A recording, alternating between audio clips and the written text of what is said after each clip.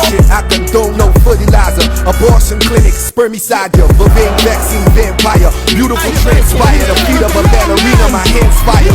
Human torch, hot body, Bermuda porch. If Italy buys Fiji, Luigi, but who's a boss? Listen, Kumbaya's ain't reach him. Priest was off sermon, swastika cross burning, barbecue and sauce vermin. Cry open the coffin of Luther King and breathe life into. Alright guys, it's Vol, the awesome guy, and this is the first lesson for Voltage Sport and MMA. Your first lesson is going to be the jab cross combo.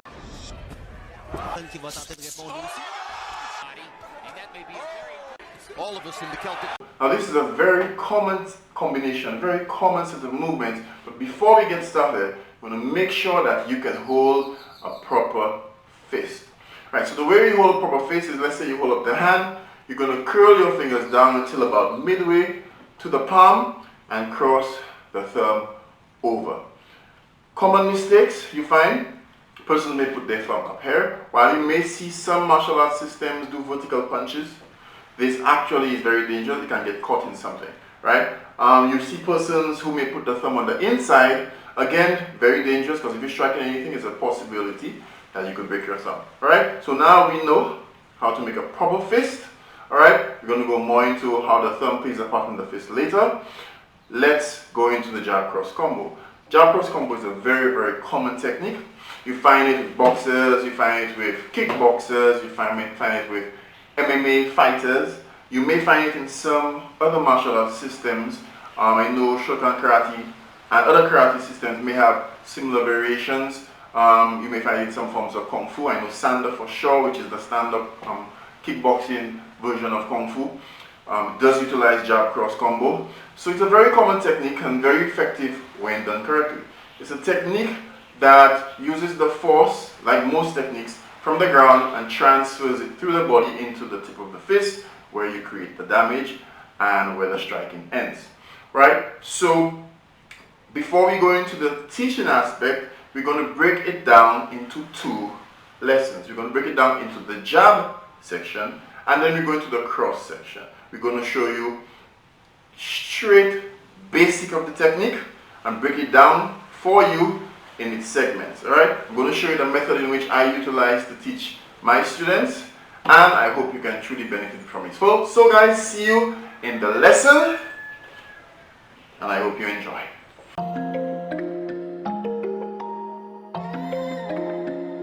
Alright guys, now it's time for the first part of the lesson, the jab. Now the jab is a very common technique, very basic, usually used to set up other techniques like the cross. You want to always make sure that when you start off your jab that you align the bones in the arm with these two knuckles. Right? This is going to be the point of contact. You want to make sure that that kinetic chain, the force traveling from the ground into your leg, through your body, and to the tip of the arm, is in line. And you always want to make sure that you coordinate it properly to encourage that power. When I teach the jab, I usually teach it in three segments. I start off with just the out jab. You just straighten the arm to make sure that you align these two knuckles with the bones in the arm. Then I move to just the rotation of the shoulders, coordinating with the jab. This allows you to align the bones in the arm and those two knuckles to the shoulder. Afterwards, I move to the most powerful aspect of the jab, which may slow down the jab, but if enough practice, you could speed it up and keep that power. It's the rotation of that front leg. You want to make sure you coordinate the rotation of that front leg with the shoulders rotation. That allows the force of the back leg to go through the body from the ground into the arm and to the tip of the knuckle to complete that kinetic chain and enforce your power while utilizing the jab.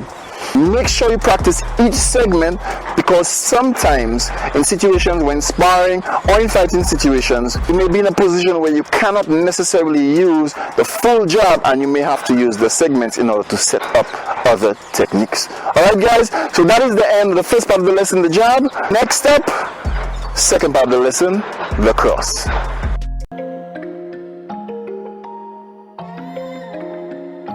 Alright guys, now it's time for the second part of the lesson, the cross. Now the cross is a very powerful technique, usually set up by the jab. It's very, very similar to the Shotokan karate or other karate systems, reverse punch.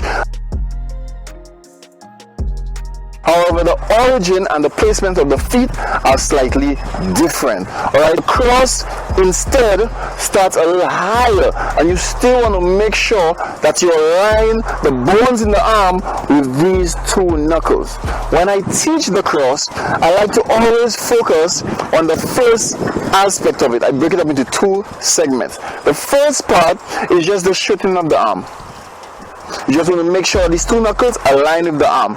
And then I move to the rotation of the shoulder at the same time with the rotation of that back leg.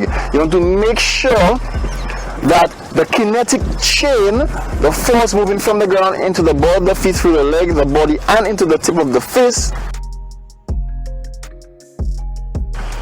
is in line. So you rotate the shoulder at the same time that you turn the leg. Usually in your fighting position, your foot will be about 45 degrees out, and so you want to make sure that when you turn that leg, your toes are pointing forward and your knee is pointing down.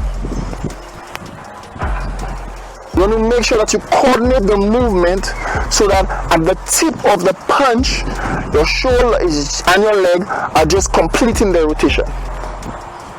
That gives you full power of the cross, and that is the end of the second part of the lesson, the cross. We're going to move to the demonstration part, where we're going to just give you a little idea of how we would use the jab and the cross.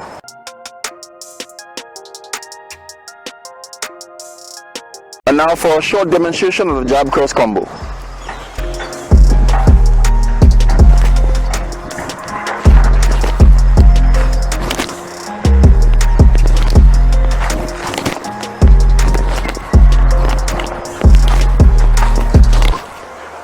And that's your jab cross combo. Alright guys, that was the end of the lesson. I really hope you enjoyed it. Remember guys, to always practice safe training. Make sure that you take your time to learn the technique, and you learn the technique correctly. Practice, practice, practice. And most importantly, do not go practicing these techniques on any of your friends or any of your family. You're not going to be in a position to go sparring or competing after learning these two techniques. These are the basics, and it requires some level of training and skill in order to perform these in real-time situations. Alright? I really hope you enjoyed the session. I will be leaving some basic combinations for you to use and for you to practice while you develop your skill as you improve. And I look forward to seeing you in the next lesson. Thanks so much for joining me. Remember to like, share, and subscribe. And see you guys in lesson 2. Volt!